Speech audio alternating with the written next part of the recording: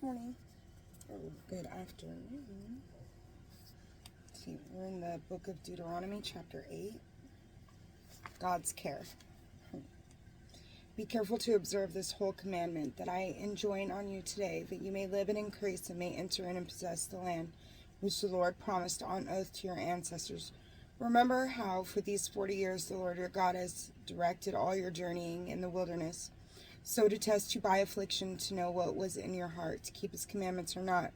He therefore let you be afflicted with hunger, and then fed you with manna, a food unknown to you and your ancestors, so you might know that it is not by bread alone that people live, but by all that comes forth from the mouth of the Lord. The clothing did not fall from you in tatters, nor did your feet swell these 40 years. So you must know in your heart that even as a man disciplines his son, so the Lord your God disciplines you.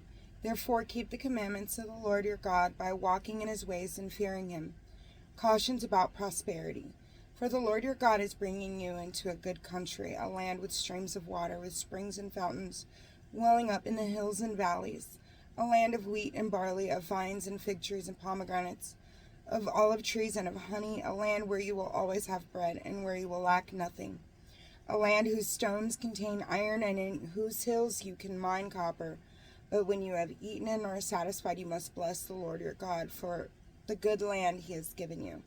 Be careful not to forget the Lord your God by failing to keep his commandments or ordinances and statutes, which I enjoin on you today, lest when you have eaten and are satisfied and have built fine houses and lived in them, and your herds and flocks have increased, your silver and gold is increased, and all your property is increased, you then become haughty of heart and forget the Lord your God, who brought you out of the land of Egypt, that house of slavery.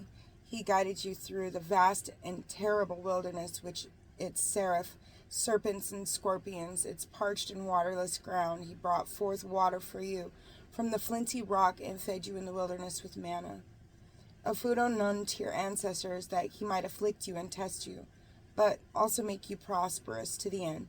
Otherwise you might say in your heart, it is my own power and the strength of my own hand that has got me this wealth. Remember then that the Lord your God, for he is the one who gives you the power to get wealth by fulfilling, as he has done now, thy covenant he swore to your ancestors. But if you do forget the Lord your God and go after other gods, serving and bowing down to them, I bear witness to you this day that you will perish utterly, like the nations which the Lord destroys before you. So shall you too perish for not listening to the voice of the Lord your God. The word of the Lord. Thanks be to God. God bless you.